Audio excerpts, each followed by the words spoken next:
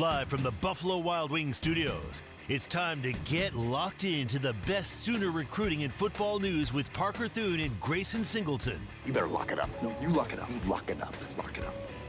Hit the guys up on the Riverwind Casino call-in line at 405-329-9000 or text the show at 405-651-3439. Do it! Just do it! Now, with Locked In, here's Parker Thune and Grayson Singleton.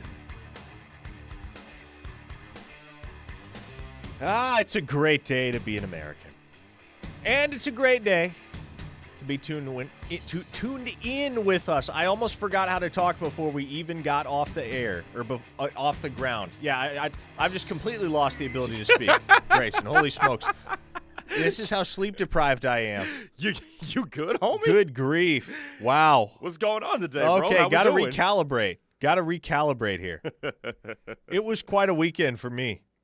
Found out Friday night that I was going to be making a day trip to Orlando, flying in late Saturday, flying back late Sunday. Got to see several OU targets at the UA Next camp down there in Orlando, which was a ton of fun. Got to eat at PDQ, which if you've never been to PDQ, you can really only get it in Florida at this point in time in history. And is overrated fried chicken. Oh, come on. You've been there? Yes, I've been to PDQ before. Really? Where yes. Where was this? I don't remember where this was. But I've been there. I've been there once and did not like it. Come on, man. It did not move me. Come on, brother. What did you order? You also got to realize who you're talking to, by the way. I'm very well versed in fried chicken. Okay, so Fair. I don't. It was years ago. It was years ago, but I don't remember. I don't remember what state it was, but it just did not move me. No, I'm not a PDQ guy. Have you had it more than once, or only once? I've had it twice. Okay. I want to say it was twice. Man, I look forward to PDQ every single time I'm in the state of Florida. They closed the Norman location and all their Oklahoma locations on April 1st, 2019. And my life was permanently affected by this reality. But I got my PDQ. Mm-hmm. Got some good, solid work done. Touched base with several OU targets down there at UA Next in Orlando. Got back home to Blanchard, America at about 2:30 a.m. and then had to wake up at 8 o'clock this morning to do an OU Texas debate show with Crane and Cone, which I don't know when that's releasing, but you folks will have to give that a watch. Let me know how you think I did. I think I got the better of the Texas reporter I was pitted against. Wait, so was this like a first take style thing, or? It was like a first take style thing. Okay. Yeah, like we both have prompts, that it's kind of designed for one of us to take the OU side and one of us to take the Texas side. Grayson, it's going to be a long hour. It's going to be a long hour, brother. Oh, you man. might have to take the steering wheel at a certain point. But hey, brother, we've all been there. Yeah, no, it was solid. I realized in the aftermath, I was like, man, I didn't really drive home my John Mateer point quite the way I wanted to. But okay, what was your John Mateer point? I'm curious. So the prompt was, is Arch Manning going to be substantially better from a statistical standpoint in 2026 than John Mateer? And the angle I took was, maybe. But that's likely not how John Mateer is going to be judged by Oklahoma fans or the rest of the country. Okay. I don't think anybody has the expectation that John Mateer is going to be a 40-touchdown guy in 2026. If so, we should probably adjust those expectations a bit. But for John Mateer, it's going to be about doing what Oklahoma needs him to do to win football games. That's what it boils down to. He's going to have a strong offensive line. He's going to have strong skill position weapons. Obviously, he's going to have a very strong defense on the other side that Oklahoma will want to lean on in certain scenarios, certain matchups, and they'll dictate the game flow accordingly. But for Mateer, it's going to be less about, okay, does he throw for 30 touchdowns and rush for 10 more? It's going to be more for Oklahoma fans about, can he be situationally excellent? Can he show up in key moments and make the plays necessary to win football games, which he did at times in 2025, especially when he was fully healthy? But that Alabama game in particular and the Texas game, even though he was 17 days off surgery and probably deserves more than a little bit of grace for that, those were two games where opportunities were there for John Mateer to make winning plays, and he did not. And if you put it like that on the podcast, I don't know how you said it. I don't know if you're quoting directly from what you said on the podcast, but the point drives home is that what you're talking about is impact. And John Mateer's impact, sure, it could lead to him being statistically better than Arch Manning. But if Oklahoma gets where it wants to go, that will likely be in concert with the fact that the running game is better. So which will take away from John Mateer's passing stats. Now, is that me saying that I think John Mateer is a better quarterback than Arch Manning? No, because I believe the inverse. But that being said, though, if John Mateer just does John Mateer, he doesn't need to be going bar for bar with Arch Manning. That's not, like you said, what Oklahoma needs from him. So as long as he avoids the backbreakers and kind of just manages the game, shows up with the capes situationally, you will be good with what John Mateer is. Whether he throws for 3,900 yards and Arch Manning throws for 4,500, you won't care. Correct. And frankly, if John Mateer does throw for 4,500 yards or anything close to it in 2026, that's going to be almost concerning because it'll make you wonder, especially with the way that the clock rules have changed in college football over the last few years.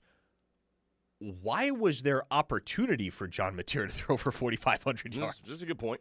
Why was he on the field and throwing Yeah. that much? It does not lend itself to the style of football and the winning recipe that Oklahoma wants to cultivate. And so, statistically speaking, John Mateer's production is probably going to be somewhat modest in the grand scheme in 2026.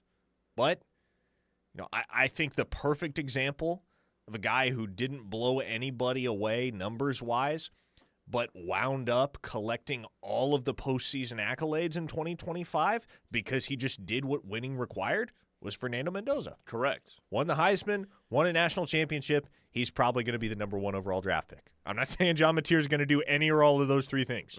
But if he can just do kind of what Fernando Mendoza did and rise to the occasion whenever the occasion calls for it, Oklahoma fans will be more than thrilled with what they get out of John Mateer. 580 Mike Honcho asked, who slipped an Adderall in PT's drink? I haven't drank anything since I got to the office. Probably should go get myself a bottle of water. I was about to say, that might be issue number 1. Yeah, I'm probably dehydrated. Dehydrated, sleep-deprived, not a good combination. Greg and Muskogee says, Grayson just basically said that PDQ is white boy chicken. I mean, hey, listen. If that's what PDQ is, I'm a proud white boy. I will own that. You're a what now? I will wear that. You're a what now? To be clear, a proud white boy. All three of those words are very important to that phrasing. I tried to get you there.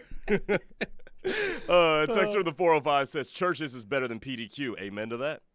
Oh, you like Churches? Yeah. I mean, obviously, Popeyes is better. But even then, I've had homemade fried chicken from my family that's out in East Texas. Oh, it doesn't get better than that. I was about to say, that just blows everything away. Come on, homemade fried chicken? That's the good stuff. That's the good stuff. Maybe I need to give Churches another try. I've only had it once. It was in San Antonio, which probably wasn't the best representation of everything that Churches is.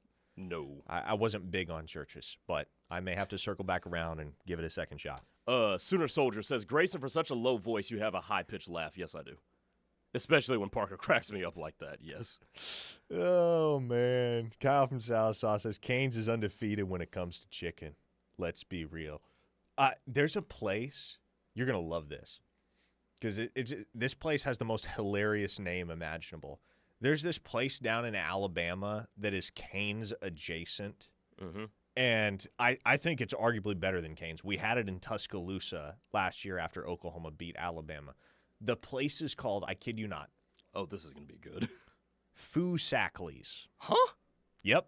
Foo-Sackley's. Yep. I'm down. That's its name.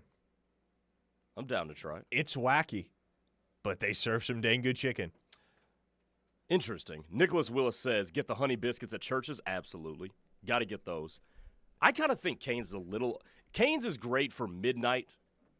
Like, if I've been at a night out and I need some food, like, Cane's is solid for 11 p.m. on. Not my favorite, but it's solid. Cane's was kind of permanently ruined for me. Not entirely ruined, but, like, I realized after my sophomore year of college that I was never going to be a regular consumer of Cane's for the rest of my life because I was an RA that year at Adams Center at the illustrious University of Oklahoma, which is no longer standing. Mm-hmm. But on the bottom floor of Adams, on the ground floor, there was a Cane's that was open till 2 a.m. And at the time, it was the only restaurant on campus that was open past 11 p.m. except the Student Union, which is all the way on the other side of campus. So, Yeah. if it was after 11 p.m. and you wanted to eat, you wanted something substantial, you wanted a meal, well, the option was Cane's. And so I ate far too much Cane's after 11 p.m. Yeah. Hey, it's going to be a jam-packed show. Maybe it doesn't seem like it after how all over the place we've been over the first 10 minutes of our airtime today, but huge rankings update today from Rivals that is directly pertinent to several Oklahoma commits and targets. We're going to dig into all of that as we get rolling here on Locked In. 405-651-3439 is the text line if you want to check in with us. The show is brought to you by Dorsey Jones GMC in El Reno. Dorsey Jones has been family-owned and operated for nearly 2 decades now. Or I should say most of the employees have been with the company for north of 2 decades in some cases. Established in 2020, but again, it's all the same folks that have been working together for a long, long time over at Dorsey Jones. And GMC, of course, offers some of the most reliable trucks and SUVs on the road today.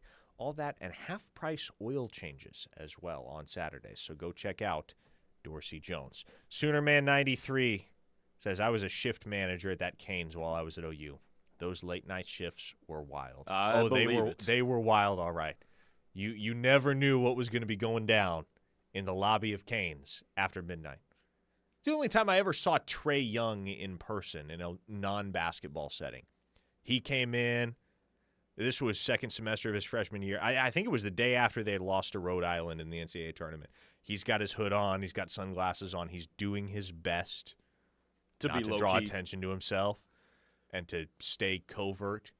Gets his Canes, walks right out. That was the last I saw of Trey Young ever at OU. And I think a couple days later, news breaks, he's going to the NBA.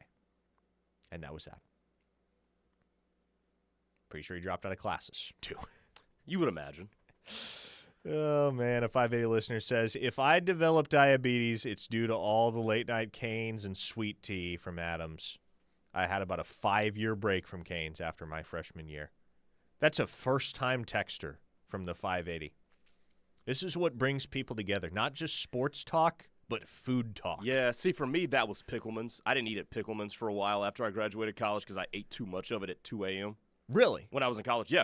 So that's kind of like the thing in Stillwater is Pickleman's after midnight? There would be a line out the door. Oh, hello. After the bars closed at 12, you walk over there by 12:15, there's a line out the door. I don't think the Campus Corner Pickleman's is usually that not slammed. No, it's not. It's usually not that. Of course, busy. that Pickleman's is most notable for being the site of the Joe Mixon incident. Correct. About a decade ago. Correct. Yes. That was something. Yes. Chris from Knoxville says, hot take, Cane's is mid. Their sauce is what makes it. Yeah, Cane's sauce is. Yes. Cane's sauce is gas. I know we got to get to recruiting, but do we? We could just keep talking food. I mean, I don't know. I mean, you're piloting this thing, so I mean, I will say Cane's does not season their chicken well enough. No, it's not well seasoned. You got to eat it with the sauce. Yeah. Like there's certain chicken places where you can get it, and it's kind of like sauce optional. You can get away with not dipping it in the sauce, but if you're going to Cane's, you got to have the sauce. Otherwise, what are you doing? How about this? Let's take an early break, folks. Let's take an early break here to kick off the hour. We'll put all the chicken talk to bed, and on the other side, we will discuss the latest Rivals 300, which dropped this morning. If you haven't seen it, you haven't heard about it, you're going to want to hear about it because there are several OU commits represented in the Rivals 300 and several targets that made big jumps. There was also a big jump from a local kid who does not yet have an offer from the illustrious University of Oklahoma, but one whom we have talked about on this show. So we'll dig into that and much more as we get rolling here on Locked In. 405-651-3439 if you want to share your feedback via text. Keep it here on the Ref, the home of Sooner fans. We'll be right back. Locked In is brought to you every day by Dorsey Jones GMC in El Reno. Dorsey Jones GMC is family-owned and operated with a knowledgeable, low-pressure sales staff here to help you through the buying process and half-price oil changes on Saturdays. Visit dorsey-jonesgmc.com for more information. Good times are calling your name at Riverwind. So fill your heart with jackpots at OKC's favorite casino. Catch the hottest entertainment at the Showplace Theater. Or take it all home on a classic table game. Play with your wild card, and every Friday in February, You could win stacks of cash with our $250,000 Love Struck Luck giveaway. So make it a date, and we'll see you at Riverwind. A public service announcement from Oklahoma Human Services. Hey, Oklahomans, did you know updating your SNAP food benefits info is a SNAP? Have you changed jobs or hours? Has your monthly cost of housing changed? Have your household members changed? Maybe you've recently moved. If you're a recipient of SNAP benefits in Oklahoma, visit okdhslive.org to update your information. That's okdhslive.org. It's a SNAP, Oklahoma. Flu season is here, and getting sick was never in your game plan. When you're sidelined by illness, don't wait on a doctor's appointment and don't waste a trip to the ER. Get back in the lineup fast with same-day care from Norman Regional. With urgent care and walk-in clinics across Moore and Norman, they're always ready to make the right call. Already a Norman Regional patient? They've got your records on hand to draft up the winning play right when you need it. Find the clinic nearest to you at normanregional.com or dial 405-515-5000. Norman Regional Urgent Care and Walk-In Clinics, open when you need it. A happy place comes in many colors. One that leaves you feeling refreshed. Something that gets you all fired up. Or gives you the space to chill. Whatever your color, bring happiness home with CertaPro Painters and make your happy place your home. CertaPro Painters. That's painting happy. Get started today at CertaPro.com. Each CertaPro Painters business is independently owned and operated. Contractor license and registration information is available at CertaPro.com.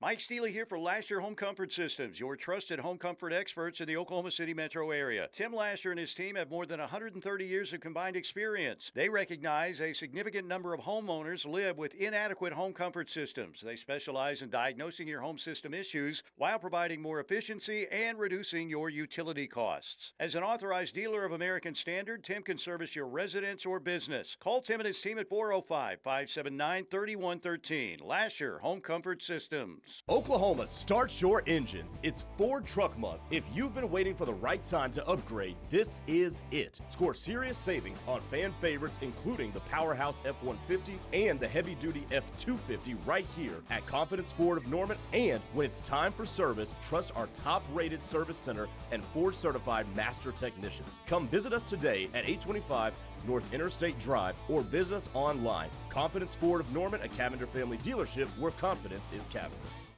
My name is DeMar Hamlin. I play for the Buffalo Bills, and I play safety. CPR saved my life. I've teamed up with the American Heart Association as a national ambassador to help create a nation of lifesavers, turning bystanders into lifesavers through CPR education and access to AEDs. Nearly 3 out of 4 cardiac arrests that don't happen in hospitals happen in homes. Join me to ensure everyone has the chance to live longer, healthier lives. Visit heart.org/nation. All right, son. Time to put out this campfire. Dad, we learned about this in school. Oh, did you now? Okay. What's first? Smokey Bear said to. First, drown it with a bucket of water, then stir it with a shovel. Wow, you sound just like him. Then he said, if it's still warm, then do it again. Where can I learn all this? It's all on SmokeyBear.com with other wildfire prevention tips. Because only you can prevent wildfires. Brought to you by the USDA Forest Service, your state forester, and the Ad Council.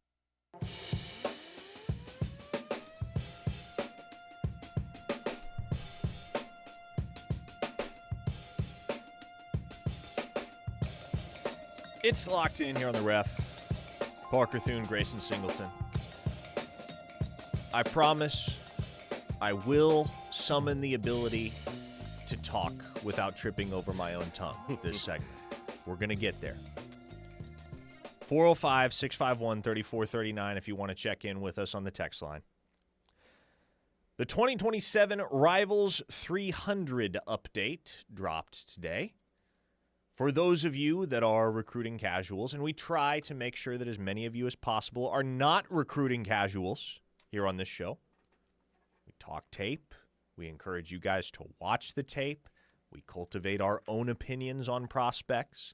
And, of course, we provide lots of information as well. But if you are a recruiting casual or listening for the first time or just getting up to speed with what we do here on Locked In, first off, that's just great. That's just fine. We're glad to have you.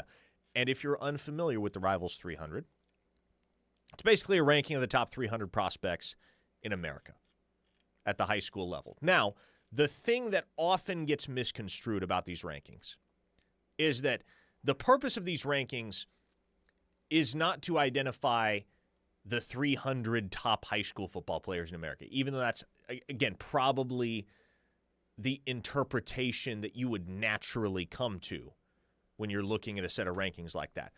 What the rankings are trying to do is project ahead to the NFL draft. And that's why there are 32 5-stars every single year.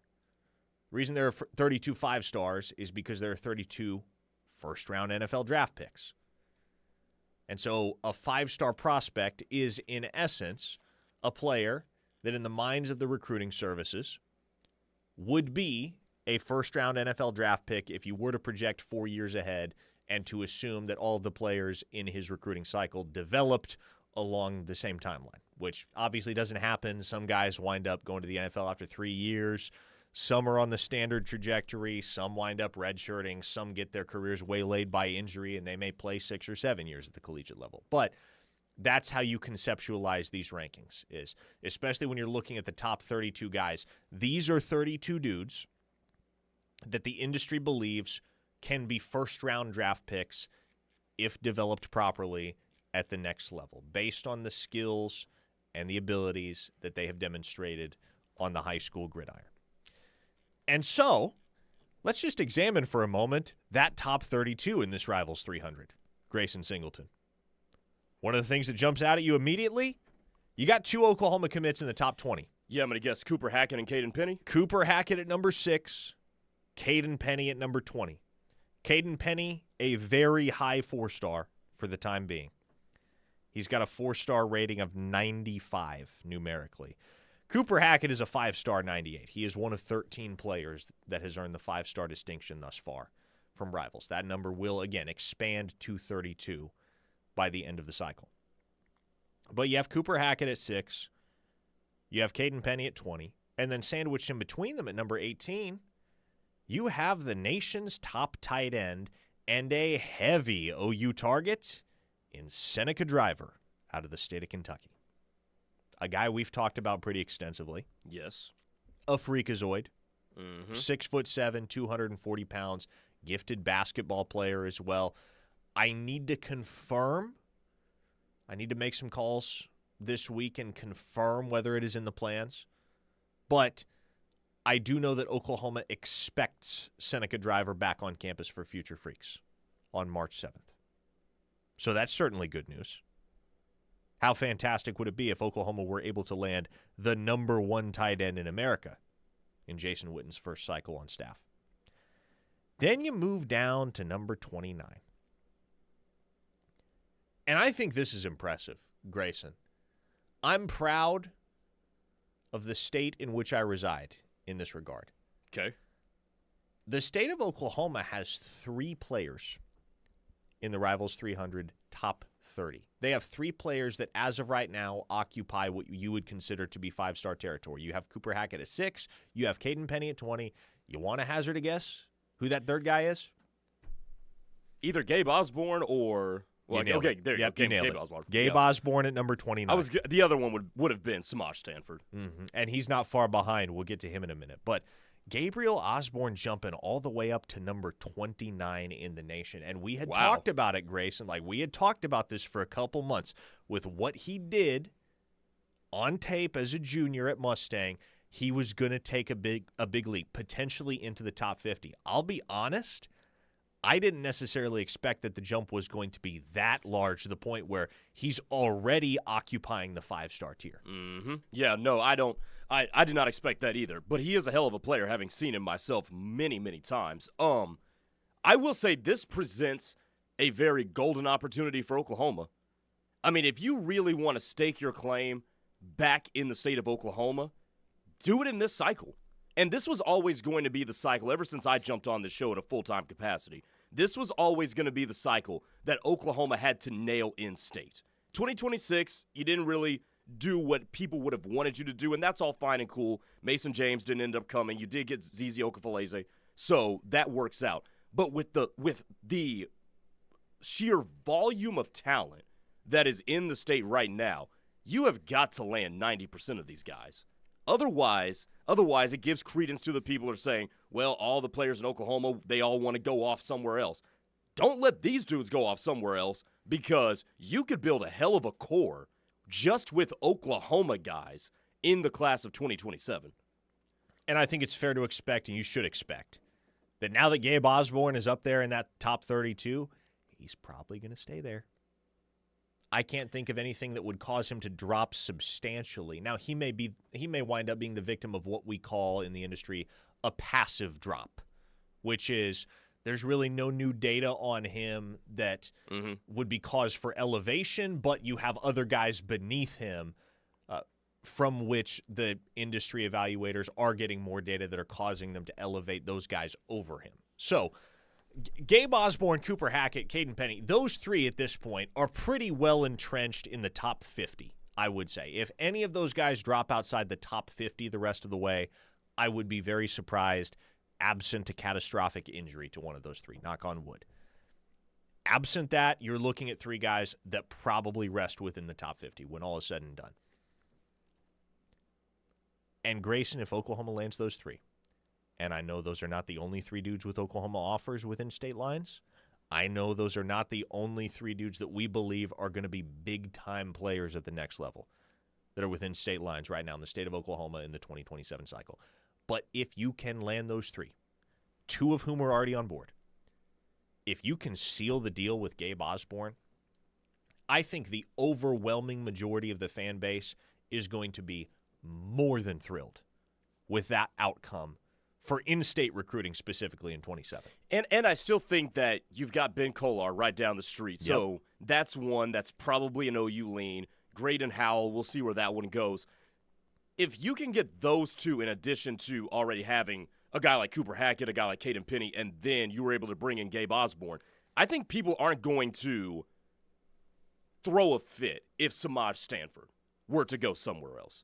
Just because, I mean, even for what you said, kind of hard to get a read on that kid in terms of where he's thinking right now. And at that point, if you get those five, Hackett, Penny, Osborne, Kolar, and Howell, I think you've done your job. And Osborne's going to be a high-dollar guy. And that was my next question. Because he's debuted in these I guess not debuted, but now that he's appeared where he is in these re-rankings, what does that do to the Gabe Osborne price point? It's probably going to elevate it. That's just how it happens. Guys rise in the rankings. They have schools willing to throw more money at them.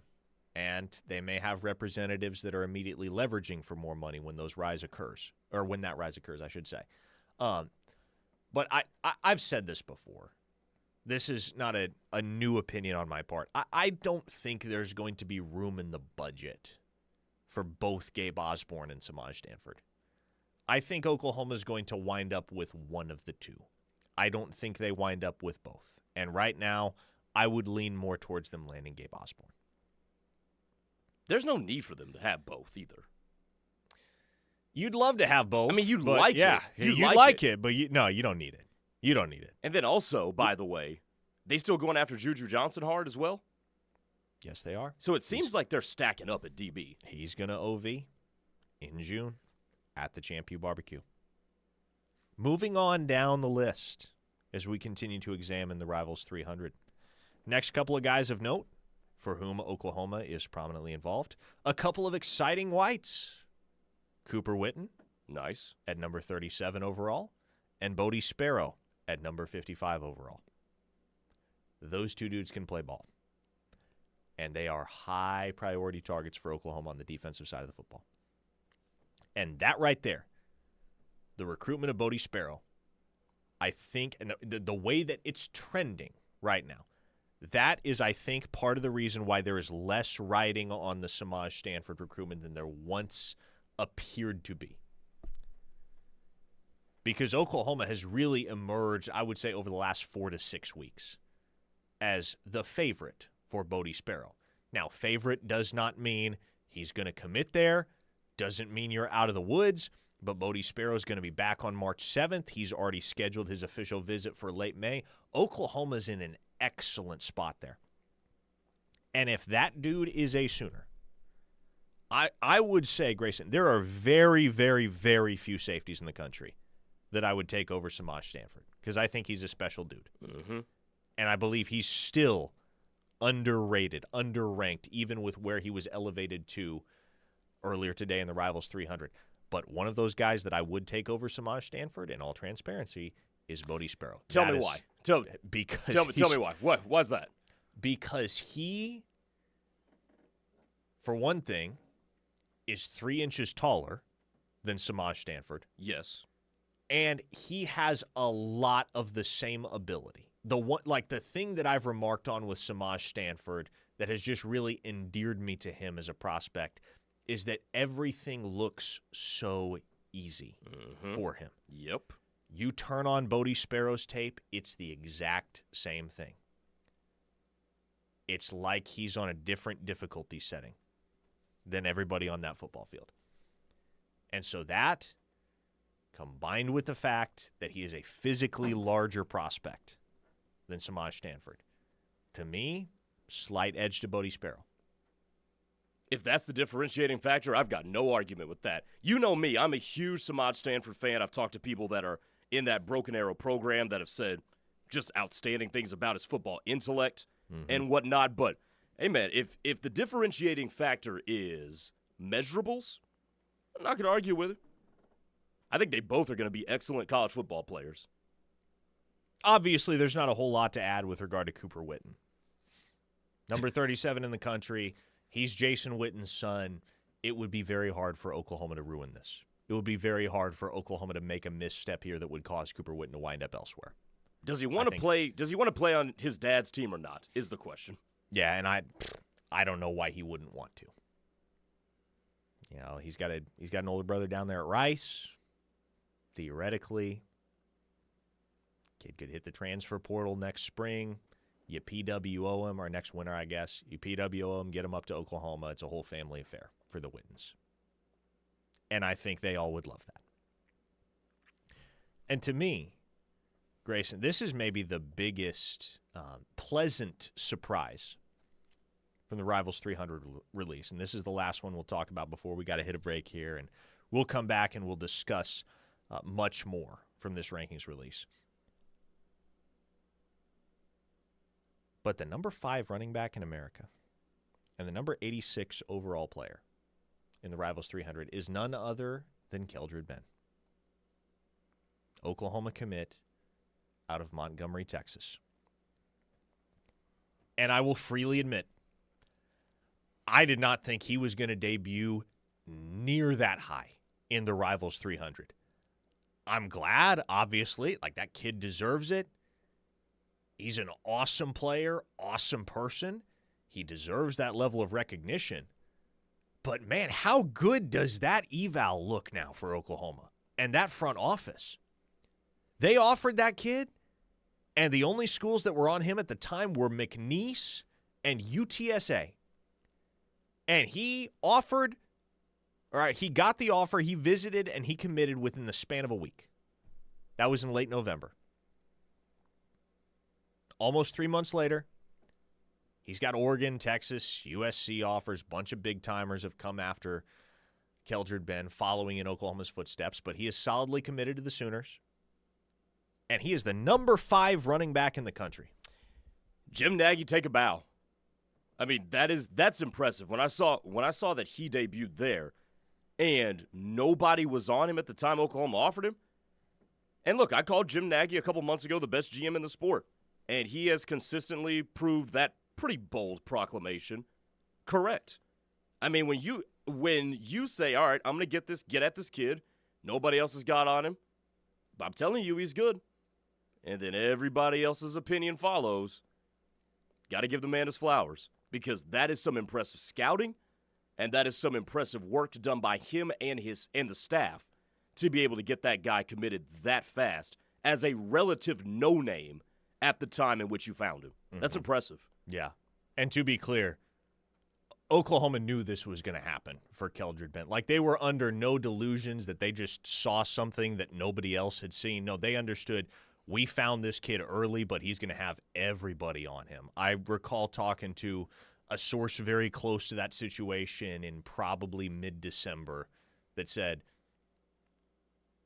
I don't know how nobody else was on Keldrick Carr yet when we found him, but that dude is going to have his pick of the litter, and he will have serious money thrown at him by some other schools by the end of this. Speaking of money, how did the financials work with this? Because he was a no-name. I don't mean that a disrespectful term, but we all know what was going on. A zero-star, unranked guy. He wasn't ranked. So when he commits as an unranked guy, is that price point locked in, or can he go back to the table and negotiate that a little bit now that he's debuted so high in the rankings? Yeah, it's hard to say because, like, as far as I know, Keldrick Carr doesn't have an agent. Okay. He doesn't have somebody negotiating on his behalf. Okay. He is a small-town kid who committed to Oklahoma almost immediately because he recognized the reality that the Sooners saw something in him that nobody else at that level had seen yet, and he wanted to honor that. I don't know what those negotiations are going to look like the rest of the way. I don't know if or when Keldrick Carr will bring an agent into the picture. I don't know whether that representative will leverage for more money on Ben's behalf simply because he debuted so high in the Rivals 300. But for the time being, obviously just caught up with Ben last week for OUinsider.com, did a real thorough interview with him on where he stands in the process. For the time being, he's all the way locked in with the Sooners, regardless of what the money looks like. That's where his heart's at. That's where he wants to be. All you got to do now if you're Oklahoma is just hold that for 9 more months. 405-651-3439 is the First Liberty Bank text line if you want to make your voice heard in the final segment. We got to hit some of your texts. We got to hit 0 days since our last nonsense, of course. And we got to break down the remainder of this Rivals 300. We'll do it all on the other side. Keep it here on The Ref. Dusty Dvorak here. You're listening to The Ref, the home of Sooner fans. Are you ready for spring sports season? Gear up like a champion with Balfour & Norman's exclusive apparel for OU softball, baseball, and gymnastics. From the diamond to the gym, we've got the latest shirts, hats, and fan gear that show your Sooner pride in style. Whether you're cheering in the stands or repping your team around town, Balfour of Norman has you covered. Visit us today on Campus Corner or online at crimsonproud.com. Balfour of Norman, where you'll find everything Sooner. Fowler Automotive is proud to be a part of your community, where our passion and values lie far beyond the showroom. We believe that families, sports, art, and culture are at the heart of every thriving community, and it's important to us that we help build the communities that our dealerships call home. Stop by any of our 6 Oklahoma dealerships to see the Fowler standard hard at work. We pride ourselves on being friendly, helpful, honest, and fair. This is what drives us every day. Fowler Automotive, a proud partner of OU Athletics. The big dance and big-time prizes are almost here from the home of Sooner fans. Mark your calendars on Monday, March 16th for the Ref's 25th annual 68-team giveaway at the newly renovated Buffalo Wild Wings in Moore off 19th Street from noon to 7 for your chance to win with the big dance or one of our many instant prizes. That's the Ref's 25th annual 68-team giveaway presented by Riverwind Casino, the Central Oklahoma GMC dealers, and Buffalo Wild Wings on Monday, March 16th. Winter weather won't stop Edmund Car Wash from keeping your ride spotless. The Broadway location features heated automatic bays that stay open even when temps drop to 8 degrees, so you'll always have a place to wash off winter grime. Choose fast, touchless automatics, or do it yourself. Free vacuums, mat cleaners, and more are included. Edmond Car Wash, where your car shines, rain or snow. Enjoy a highly realistic golf experience with no interruptions from weather, all powered by the latest golf simulation technology. This is Tyler McComas inviting you to check out Land Run Links, the perfect place for any golfer. Pick the membership that fits your needs. Pay just $60 per hour or opt for unlimited monthly play starting at $189. Need more time on the course? Add it for only $20 per additional hour. Reserve tee times for up to 4 hours and play on your schedule. We're open every day from 9 a.m. to 8 p.m. Head over to landrunlinks.com and elevate your swing today. Are you ready for winter in Oklahoma? Hi, this is Reese with Cavens Group. With temperatures getting cold at night, the chances are higher that you could be faced with pipes bursting, and that can lead to water loss and damage to your home or business. Cavens is family owned, fully equipped, and always ready. Call Cavens Group at 316-221-9632 or visit cavensgroup.com. We are ready 24 hours a day to help. Cavens Group, you don't need us until you need us. Don't you wish your life came with a warning app? Stop. That dog does not want to be petted. A heads up before something bad happens. You should not send that text. Uh-oh. Life doesn't always give you time to change the outcome, but prediabetes does. With early diagnosis and a few healthy changes, you can reverse prediabetes and prevent or delay type 2 diabetes. To learn your risk, take the 1-minute test today at doihaveprediabetes.org. Brought to you by the Ad Council and its prediabetes awareness partners. We are KOCO5 News, live, local, late-breaking, your trusted source on every device. 13 years most accurate, alerting you first to severe weather, keeping you safe. Celebrating the places that made us and the road that still brings us together. Because this is home. We don't just cover Oklahoma, we're part of it. And you deserve news that puts you first. Dedicated to Oklahoma, dedicated to you.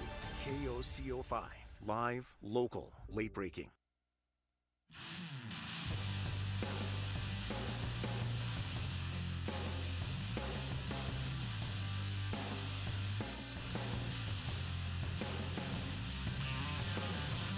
Somebody in the 918 on the text line said, forget about Jim Nagy in the OU front office. How about the front offices of UTSA and McNeese State? You know what? And, you know, this goes hand in hand with something we talked about last week when it came to the coaches giving out their own salaries to help construct a roster. They can do their evals and they can hit the nail on the head, but as soon as those bigger schools come around, they're cooked. Yep, they really are. And, man, like, that's what you got to do if you're a school like a UTSA or McNeese State. You got to look where nobody else is looking yet, and in places like Montgomery, Texas. And you got to hope that nobody comes looking there. All right, it's time for 0 days since our last nonsense. This is hilarious. This is absolutely iconic. If you're not familiar with former USC wide receiver Jacoby Lane, he was a stud. Yeah, he for was. Lincoln Riley over his he's a guy that's headed to the NFL after 3 years. So that tells you how good of a college football player he was and how high his potential is. I covered Jacoby Lane a little bit in high school. You could just, he had the it factor, man. He was already like the stereotypical wide receiver one, personality-wise and otherwise. Super skinny. He's 6'4", 6'5", super tall, and he had that wide receiver personality. Not the Stephon Diggs personality, because nobody's on that level. I was about to say, where are we going here? He had those keysted. This 3-star recruit that I guess visited USC and stole a bunch of gear from his locker. And this kid, I guess the kid must have posted a photo of it on social media, because I don't know how else Jacoby would have found out about it. But he puts this kid on blast publicly and said, this kid stole my cleats and a bunch of stuff from the SC locker room. All y'all kids out there just know this is simply unacceptable. I think it's safe to say that particular recruit will no longer be welcome in USC's facilities. Now, That said, this is not the first instance of something like this occurring. No. Those who remember. Those who know. Oklahoma had a kid on an official visit in the 2024 cycle that was going to commit, and they were going to take him. But then he got on campus, and he stole a bunch of swag. And they called him up the Monday after his OV and said, dude, you can't come here. You got to go find somewhere else. That particular individual ran into some much more significant off-field issues once he got to the collegiate level, and to my knowledge right now is not still playing college football. But okay, so for all our generation's faults, doing wild stuff and then letting the world know about it is probably up there as one of the most just idiotic that our generation does. Like, Steely Steely tells a bunch of stories about, shenanigans that they got into. It doesn't necessarily make them any better or worse than our generation. What makes them better is that they weren't broadcasting it to the world. And look, if you steal some stuff, I mean that's bad, but don't show off the loot. What are you doing? Not only is that bad, that's just stupid at that point. I was about to say, at some point, you cross the line from bad to stupid. Now, you could probably say that stealing stuff out of people's locker on an OV is stupid, and then posting it is just a whole nother level of, nah, man, It's stupid. We got to send you to JUCO first. We got to send you some JUCO for that because you're not trustworthy at that point. It's stupid at face value, but it's especially stupid when you tell on yourself. Brad from Mustang says, if the kid plays offense and OU offers him, you can guarantee Lincoln Riley won't care about this steal. Oh, good grief. Oh, man. Oh, 405-651-3439. You got any last-minute texts? Let us know as we wrap up the show here. Final segment here on Locked In. But let's continue to take a spin through this Rivals 300. Hey, I had a question. What do you got? From the YouTube chat. Lucas asked, can you ask Parker if he's heard anything about Jaquan Snell? Jaquan Snell, so he's committed to Texas A&M, is he not? I believe he is. And OU's been swinging at Jaquan Snell for a long, long time. There's not really any traction, and I wouldn't expect there to be any traction. He's a 5-star safety. Yep. He's committed to A&M. That's the type of kid that Oklahoma's probably not even going to bother with him if they get Bodie Sparrow and a Caleb Dillard, for instance, locked in, or Samaj Stanford. If there's a world where you could land both Samaj Stanford and Bodie Sparrow, that would be amazing.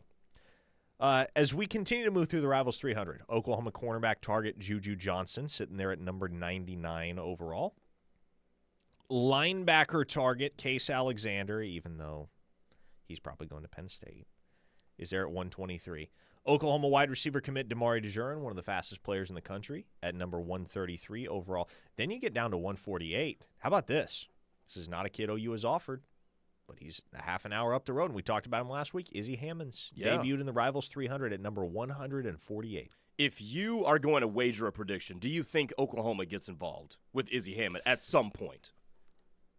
At this point, I think something would have to fall through with one of their linebacker targets or one of their edge targets. He offers some positional versatility. He could play edge at the next level. He could play off-ball linebacker.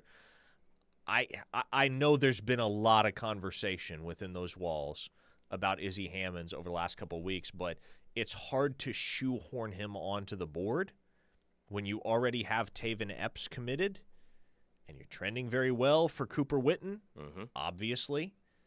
And you already have one edge committed in Crew Jones, and you're probably only looking for one more.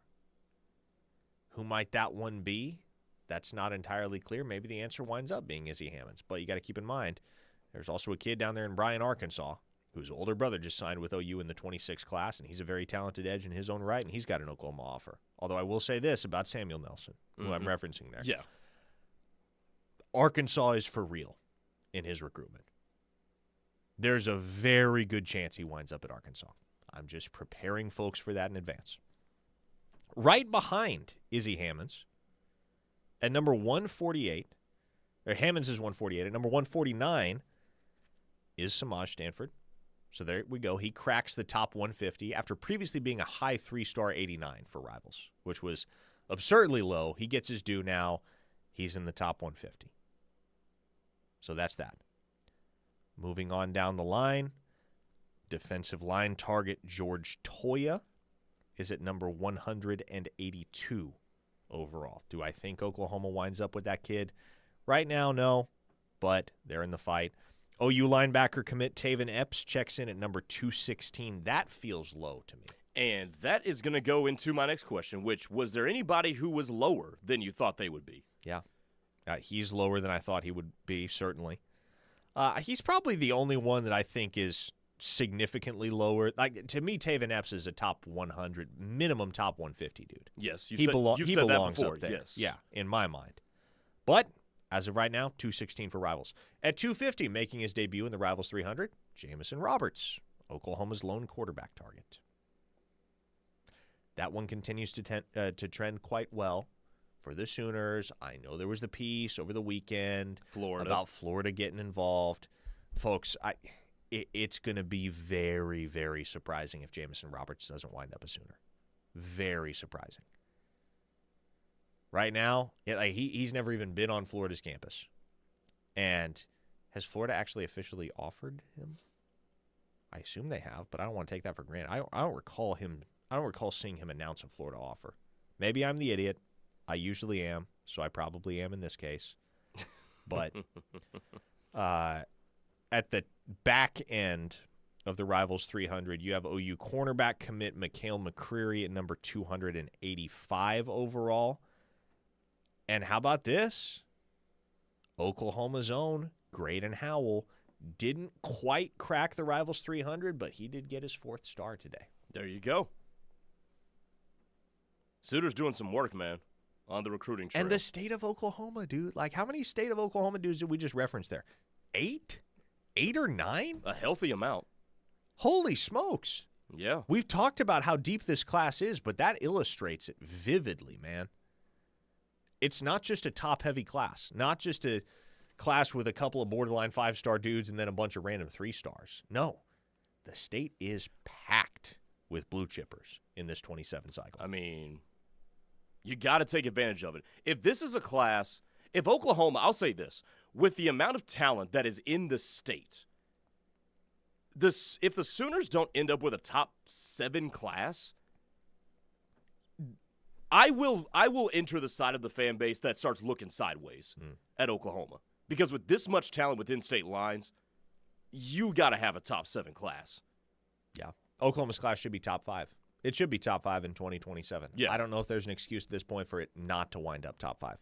A 918 listener pointed out, Crew Jones is a 3-star on Rivals now. Yeah, and that's amongst guys that weren't in the 300, amongst guys that didn't crack the 300, I would say he's probably the most slept on of the group as far as the rankings are concerned. Crew Jones, I'm pretty sure he's a blue chipper with 24/7 and with ESPN. Rivals is the only outlet that has him in the 3-star ranks. Closing out with a couple of your texts here on the First Liberty Bank text line. A listener in Kansas wants to know about a couple of Kansas kids. Tyson Ross, is he going to OV to Oklahoma? Yes, he will. At the barbecue, June 12th through the 14th. And Gus Corsair, what percentage chance he commits? I think the odds are very good. Very good. I would say about 70% right now. Talked to a source close to that recruitment over the weekend that said he's obviously taken a bunch of visits this spring, but OU's out in front by a good margin, and there's a solid chance none of those visits wind up mattering in the end with Corsair. Crew Jones he's actually top 150 on 24/7. Yeah, so he's top 150 for them? Yes. And what is he on ESPN? I'd have to go check. I recall him being like quite high for ESPN. But yeah, for Rivals, he's a high 3-star 89. You want to hear some proof that our generation might be better than the previous one? Let's hear it. The producer says, let me tell you guys about the America that you two will never know. I once unknowingly stole and flew an airplane with my buddy over North Dallas in the late 80s and only got yelled at. My question is, how did you unknowingly steal an airplane? Take me back, man. I'd have been living it up in those days. Come on. To have been a child of the 80s. I feel like I'm pretty fortunate, though. Yeah, it's pretty impossible to steal an airplane now. I was born in 99. I got to grow up in the early 2000s. Back before the world went to hell in a handbasket. All right. Oh, it's been a fun show. It always is, folks. The Rush is coming up next. Keep it here on The Ref, the home of Sooner fans.